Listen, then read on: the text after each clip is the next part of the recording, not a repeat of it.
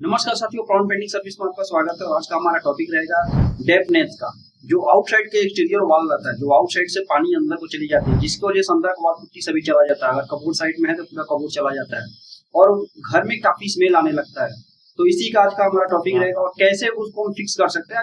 इस वाले वीडियो में आपको सभी चीज बताऊंगा। और इससे पहले आप जानना चाहते हैं क्रैक कितने प्रकार के होते हैं, तो आई बटन पर क्लिक करके आप जान सकते हैं क्रैक कितने प्रकार के होते हैं। मैं उस पर भी एक वीडियो बना के रखा हूँ। तो चलिए आज बात करते हैं डैम्प प्रूफ के बारे में और डेप्थ के बारे में, सीपेज के बारे में, जिससे वॉल अंदर सभी खराब हो जाता है। बाहर से वॉल तो अच्छा दिखता है और अंदर से पट्टी खराब हो जाती है, पट्टी बबल्स आ जाता है। और इसका मेन वजह जो रहता है वो आउटसाइड का वॉल का रहता है। वॉल में जो क्रैक आकर रहती है, जहाँ पेंट चला गया रहता है, वहां से सब प्रॉब्लम आती है।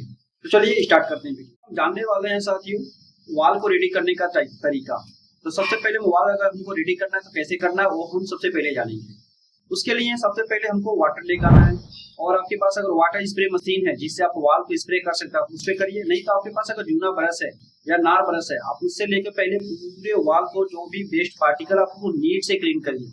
नीट से क्लीन करके आपको पूरा पानी डालना है। जितना भी वॉल है, जिधर भी सीपेज आ रहा है, अगर पूरा घर में सीपेज है, अगर पूरा आप चाह रहे हैं पूरा घर को अगर वैसा करना, तो पूरा घर को ही आपको क्लीनिंग करना पड़ेगा।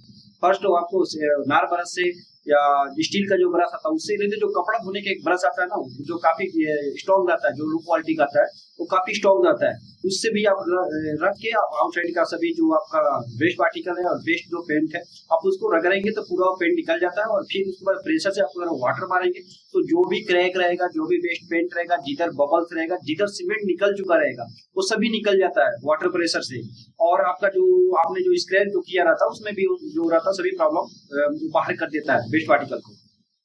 वो सभी होने के बाद हमारा नेक्स्ट स्टेप क्या आता है साथी, कि हमको ड्राई को छोड़ना है। जितना अच्छा बिल्डिंग को ड्राई छोड़ेंगे उतना आपको क्रैक अच्छे से दिखेगा, और उतना अच्छा आपको क्रैक दिखेगा तब उतने अच्छे से क्रैक को रिपेयर भी कर सकते हैं। उसमें आपको हेयर भी क्रैक दिख जाएगा, वी ग्रुप का क्रैक दिख जाएगा। उसके बाद जो एक बड़ा क्रैक आता है वो भी आपको दिख जाएगा।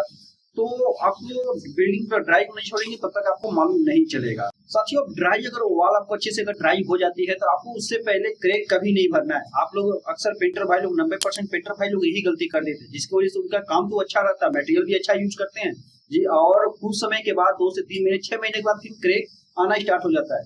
तो उसके लिए हमको क्या करना पड़ेगा, सबसे पहले हम डैम्प प्रूफ का ही प्राइमर आउटसाइड को मारेंगे। एक्सटीरियर वॉल को, एक्सटीरियर वॉल पर डैम्प प्रूफ का प्राइमर मार देंगे तो उससे आपको हेयर जो क्रैक रहता है वो पहले दब जाता है।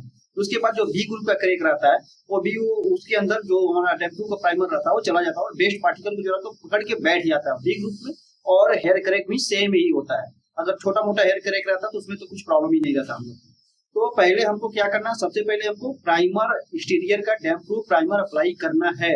उसके बाद हमको क्रैक भरना रहता है। उसके बाद हम जब क्रैक साथियों भरेंगे, क्रैक भरने के बाद हमको भर के अच्छे से फील से क्रैक भरना है। ऐसा नहीं कि पत्ती प्लेट लिए लेके सीधे सीधे ऊपर ऐसा सा मार दिया, ऐसा नहीं होता साथियों कभी भी।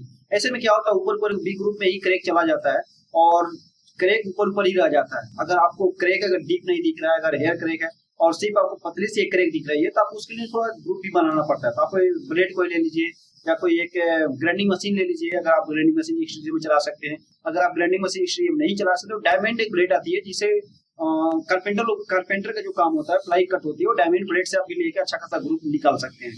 तो आप उस पर थोड़ा ध्यान दीजिए। और वो होने के बाद जो आप लोग क्रैक सील भरोगे, क्रैक सील पूरा अच्छे से भरना, फील से भरना है, अच्छे से प्रेस करके भरना है, जो क्रैक में प्रॉपर जाए, क्रैक के अंदर भी जाए। और एक बार नहीं, कम से कम क्रैक सील को 2 टाइम भरना रहता है। फर्स्ट टाइम हमको क्या करना रहता है साथियों, क्रैक सील पहले भर के ड्राई होने को छोड़ना चाहिए। अगर मैं आज क्रैक का काम कर रहा हूँ, क्रैक सील भर रहा हूँ, तो मेरे को 1 डे छोड़ देना अच्छे से ड्राई होने के बाद उसमें देखा जाता है कि क्रैक में तो कोई क्रैक नहीं आ गया है, क्रैक किधर ज्यादा अंदर जाके फिर उधर तो कुछ पार्टिकल बर्स्ट तो नहीं किया है। अगर ये सभी अगर हो जाता है तो आप फिर उसको दोबारा क्रैक अप्लाई वहां करिए। अगर आपको थोड़ा भी डाउट हो रहा है कि क्रैक यहाँ हमारा अच्छा से फील नहीं हुआ, तो आप वहां पे क्रैक दोबारा क्रैक सील अप्लाई कर सकते हैं। अब हमारा साथियों आता है क्या कि हम उसके क्रैक सील भरने के बाद हम क्या लगाएं। तो साथियों क्रैक सील लगाने के बाद हमारा सबसे पहला जो रहता है यूआरपी लगाना। अक्सर पेंटर भाई लोग क्या करते हैं, क्रैक सील भर के यूआरपी कभी नहीं लगाते हैं, उसके ऊपर डायरेक्ट या तो प्राइमर मारेंगे, नहीं तो डायरेक्ट डैम्प प्रूफ अप्लाई कर देंगे। इससे क्या होता है कि डायरेक्ट डैम्प प्रूफ या डायरेक्ट प्राइमर मारने से उतना अच्छा स्ट्रॉन्ग पकड़ नहीं होती है, क्योंकि जो एक्सटीरियर जो सीपेज रहता है बाहर साइड का जो अंदर में आके दिखता है, वो सब वाटर की वजह से ही होता है। जो बारिश के समय में जो पानी आती है, बारिश दीवार पे आती है, आगे गिरती है, वही पानी अंदर जाता है। हमको क्रैक सील पे क्या करना पड़ेगा साथी, यूआरपी फर्स्ट को मारना पड़ेगा।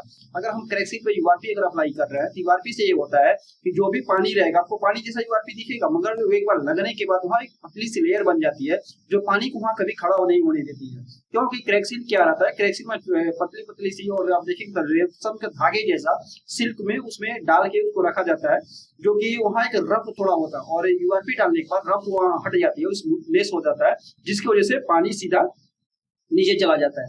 अब दोस्तों हमारा यूआरपी होने के बाद जो हमारा नेक्स्ट प्रोसेस क्या रहता है, अब उस पर हम जानेंगे। यूआरपी हमारे डालने के बाद जो नेक्स्ट प्रोसेस हमारा आता है साथी, वो आता है डैम्प प्रूफ अप्लाई का।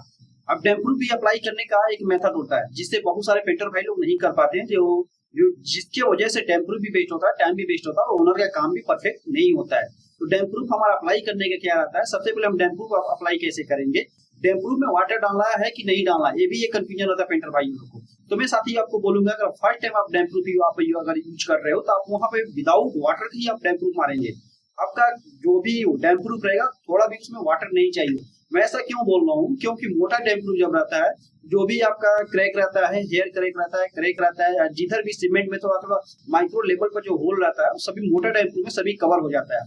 अब जो हमारा नेक्स्ट जो डैम्प प्रूफ पड़ेगा, जो सेकंड टाइम को डैम्प प्रूफ पड़ेगा, उससे पहले हम पूरे अच्छे से डैम्प प्रूफ को चेक कर लेते हैं कि अच्छा से हमारा ड्राई हुआ है कि नहीं हुआ। अगर ड्राई अच्छे से हो गया है तो आप फिर डैम्प प्रूफ अप्लाई कर सकते हैं। सेकंड टाइम डैम्प प्रूफ अप्लाई करने के टाइम में अगर आपके पास 20 लीटर का बकेट है तो कम से कम आपको 5 लीटर से 6 लीटर तक आप वाटर डाइल्यूट करिए डैम्प प्रूफ के बकेट में। उससे क्या रहता है कि जो आपको मोटा पहले डैम्प प्रूफ पड़ा रहता है वो काफी थिकनेस रहता है, और ये जब डैम्प प्रूफ आप अगर अप्लाई करेंगे थोड़ा वाटर में डाल के करेंगे, इससे क्या होता है कि जो भी डैम्प प्रूफ में थोड़ा वो जो होल रहता है, छिद्र जो बच जाती है, जो माइक्रो लेवल की जो होल बच जाती है, इसमें वाटर डाल के डैम्प प्रूफ जब मारते हैं तो उसमें एक लेवल करके पूरा लेवल करके अगर हम जब वो पानी वाला डैम्प प्रूफ जो अप्लाई करते हैं, जो भी माइक्रो लेवल पर होल रहती है, जो हाँ थोड़ा नहीं पकड़ा रहता है, तो ये नीट से जाके वहाँ पकड़ लेती है और एक फिनिशिंग भी दे देता है।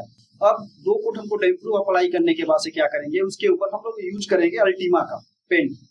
भी कंपनी का अल्टीमा पेंट ले सकते हैं, ठीक है। और उसमें आप देखिए यूवी प्रोटेक्शन पेंट है कि नहीं है, एंटी अंगल पेंट है कि नहीं है, एंटी फंगल पेंट है कि नहीं है। अगर इसमें 3 क्वालिटी अगर आ रही है तो आप पेंट वहाँ यूज कर सकते हैं। ज्यादा करके अल्टीमा का अगर आप पेंट यूज करेंगे तो वहाँ पे जो वो रहता है ना डैम्प प्रूफ एक तो अल्टीमा भी 2 साल का डैम्प प्रूफ दे देती है, उसको 8 साल पेंट का वारंटी भी आ जाता है, जिसकी वजह से पेंट और काफी अच्छे से दीवार पे मजबूती से पकड़ती है और यूवी प्रोटेक्शन की वजह से सेट भी नहीं जाता है, और जो अंदर का डैम्प प्रूफ रहेगा पूरा स्ट्रॉन्ग बन के रहता है। वीडियो से अच्छा लगा हो, अगर आपको नॉलेज मिला हो, अगर कैसे डैम्प प्रूफ लगाना हो, तो आप हमारे वीडियो को लाइक एंड सब्सक्राइब जरूर करिए। अगर आपको अपना साइट अगर घर दिखाना है तो आप हमें मैसेज कर सकते हैं, और हमारा नंबर कमेंट बॉक्स में हमेशा रहता है, आप वहां से हमें उठा के मैसेज करिए। मैं आप अगर घर है तो मैं आकर चेक कर सकता हूँ, चेक करके आपको फ्री साइट विजिट करके बताता हूँ कैसे काम करना, क्या प्रॉब्लम है क्या प्रॉब्लम नहीं है। तो लाइक एंड सब्सक्राइब जरूर करिए। साथियों मिलते हैं नेक्स्ट वीडियो में।